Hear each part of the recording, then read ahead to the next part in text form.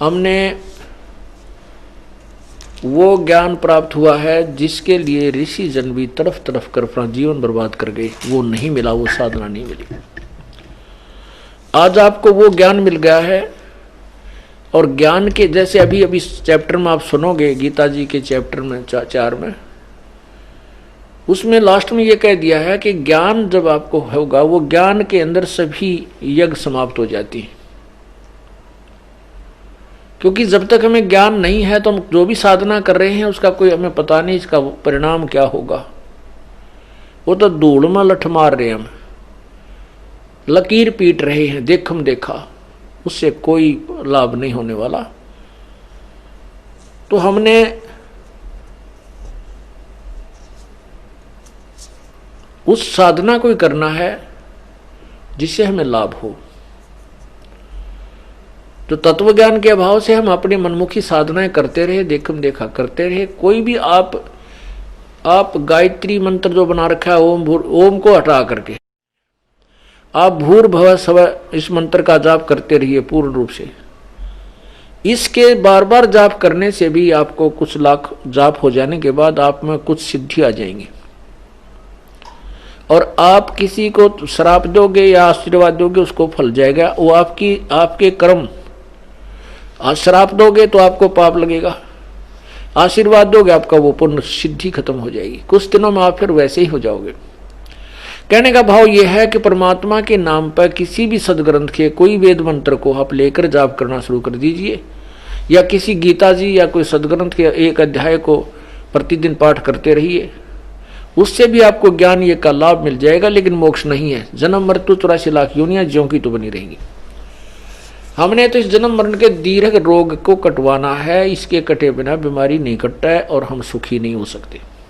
इस 21 ब्रह्मांड में चाहे आप 1 लाख बार जन्म दे लो, करोड़ बार राजा बन लो, आपका जीवन सुखी नहीं हो सकता।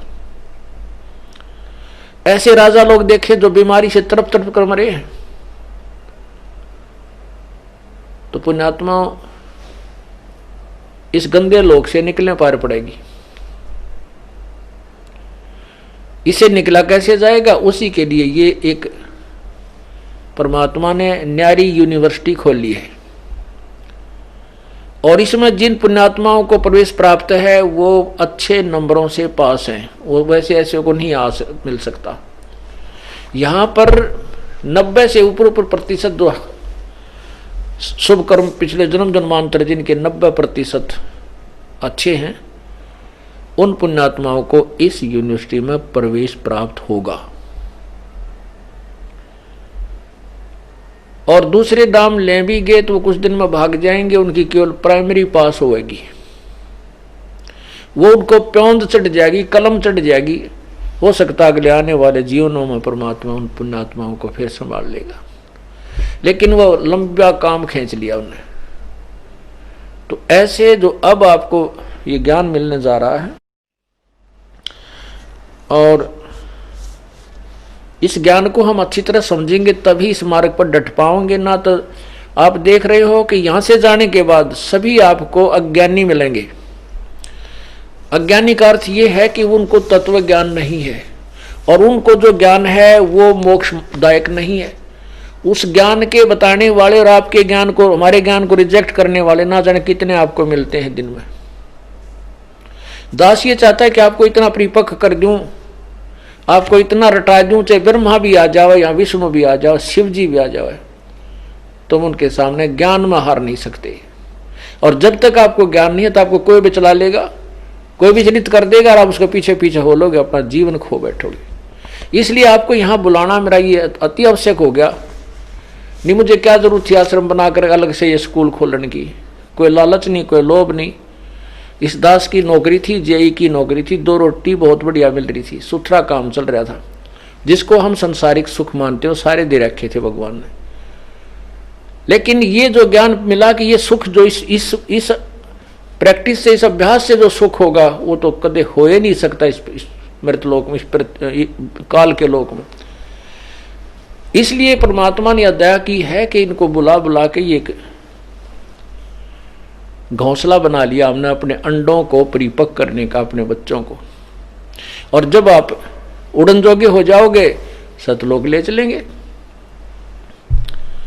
तो यहां आपको बुला करके आप दास ये चाहता है कि प्रमाण दिखा दिखा कर आपको इतना पक्का कर दूं कि चाहे वहां तुमने कोई कुछ भी कहे जावे, आप उनकी बात में नहीं आ सकते, क्योंकि आप आंखों देखोगे प्रमाणों को।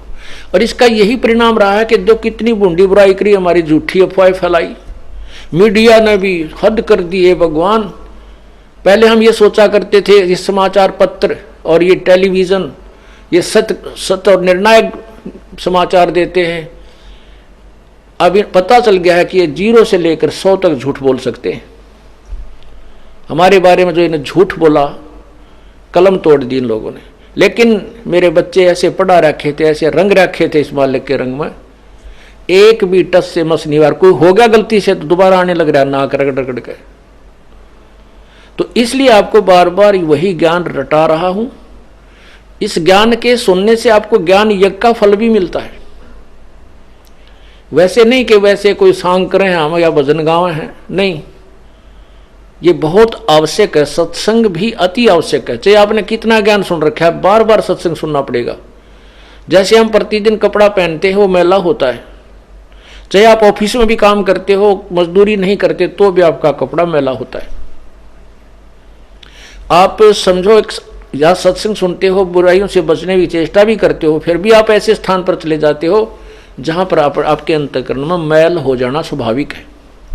उस मैल को उतारने के लिए सत्संग माना अति आवश्यक है। ये सत्संग रूपी जो जल है, इस गंगा में अपना बार बार धोना पड़ेगा इसको, तब ये साफ रहेगा।